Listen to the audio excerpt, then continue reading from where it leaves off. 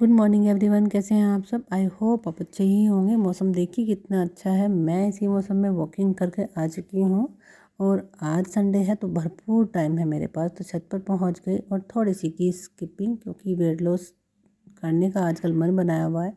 जब तक सर्दी बहुत ज़्यादा नहीं बढ़ती है तब तक तो शायद कर ही सकती हूँ। गर्म कपड़े धूप में सुखा दिए हैं क्योंकि अभी तो ये सूख जाएंगे, ठंडी बढ़ गई है, रात को काम आते हैं। नीचे आई हूँ और नीचे आने के बाद सारे घर में जितना भी रात का फैला हुआ होता है, हालांकि ऐसा काम करके सोते हैं कि सुबह को बर्डन ना पड़े, फिर भी जब रात को सोते हैं तो बहुत सारा काम फिर भी फैल जाता है।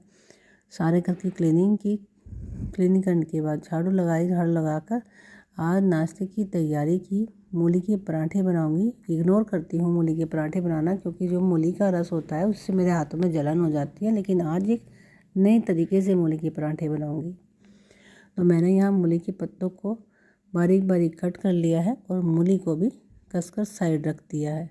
जितना पानी था निकल गया और बाकी पानी मैं नहीं निकालूंगी और आटा इसी में ही बनाऊंगी। इसमें डाल दिए हैं हल्दी, नमक, मिर्च, हरा धनिया और साथ में मूली के पत्ते भी, अजवाइन भी डाली है ताकि हाजमा अच्छा रहे। सौंफ धनिया डाला और खूब सारा डाल दिया इसमें ही और सबको मिक्स कर दिया है और आटा बनाकर हमने रख दिया है। इसी में लगा दूंगी थोड़ा सा मौन भी, ताकि हमारे पराठे बने बिल्कुल कुरकुरे। उसके बाद साथ ही साथ याद आया कि आज मुझे मेहंदी भी घोलनी है, क्योंकि आज बालों में मेहंदी भी लगाऊंगी। मौसम अच्छा है तो इसका फ़ायदा उठा लिया जाए। फटाफट से ये भी मेहंदी घोल के रखी और नहाने चली गई और नहा कर आई हूँ और रेडी हो गई हूँ अब पराठे बनाने के लिए। क्योंकि अब चाहे सारा दिन कोई आए कोई जाए, कहीं जाना हो तो फिर हम नहा धोकर तैयार हो जाते हैं, तो फिर कोई टेंशन ही नहीं रहती है और सुबह ही नहाने धोने के बाद ही पराठे यानी खाना बनाने को मन करता है।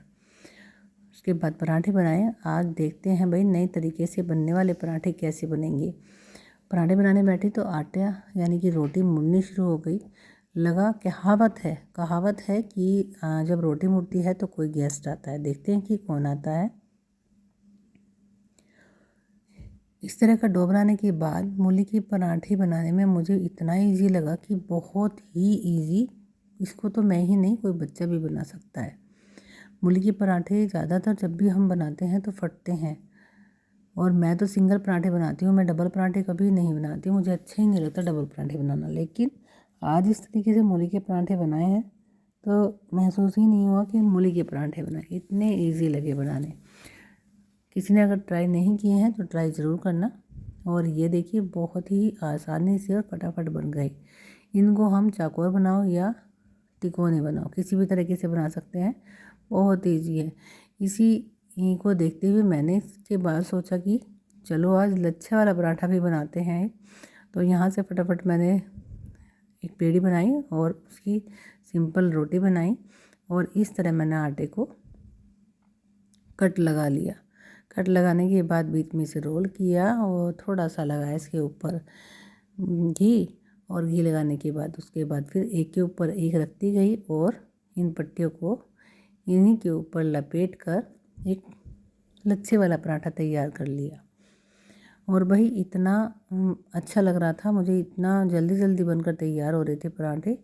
चाहे जैसे भी बनाओ, मूली के पराठों में या आलू के पराठों में यानी कि स्टफिंग वाले पराठों में देर तो लगती ही है, ये तो सभी को पता है। लेकिन आज इतनी जल्दी काम मेरा निपट जाएगा मुझे नहीं पता था। लेकिन हर तरीके के पराठे हम बना सकते हैं, वो भी मूली के, और ये बने हैं बहुत ही बढ़िया, बहुत ही टेस्टी। फटाफट से बनकर हमारा लच्छा वाला पराठा भी तैयार हो गया। आज तो भाई लच्छे वाला पराठा खाओ, ये चकवा पराठे खाओ, मज़ा ही आ जाएगा। क्योंकि बनाने वाले का मन इतना खुश है तो खाने वाले का मन कितना खुश होगा। तो इस तरीके की लच्छे बनाइए और बनाने के बाद इस पर थोड़ा सा लगाइए आटा, और आटा लगाकर हल्के हाथों से इसको बेल लेंगे और बेल कर थोड़ा सा बड़ा कर लेंगे।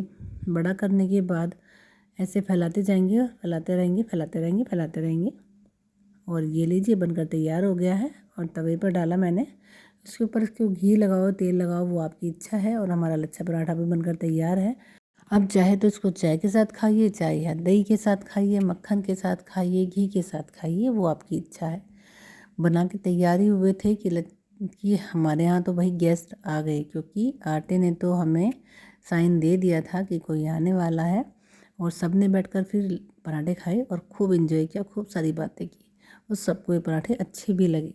उसके बाद खूब सारी मौज मस्ती के बाद खूब सारी बातों के साथ आज लगा कि संडे ही है। अब गेस्ट का जाने का नंबर था, इनको छोड़कर वापस आई और बाकी के काम निपटाने शुरू कर दिए। और आज मुझे करनी थी बहुत सारी पैकिंग, तो मैंने भी सारे बच्चों को अपने साथ लगाया। उन्होंने मेरी खूब सारी हेल्प की और सबको पैकिंग करके मैंने तैयार कर दिया। किसी ने कुछ काम निपटाया तो किसी ने कुछ काम निपटाया। भाई शादी आने वाली है, ऐसी बात थोड़ी ही है, हम ऐसे फ्री थोड़े ही हो सकते हैं।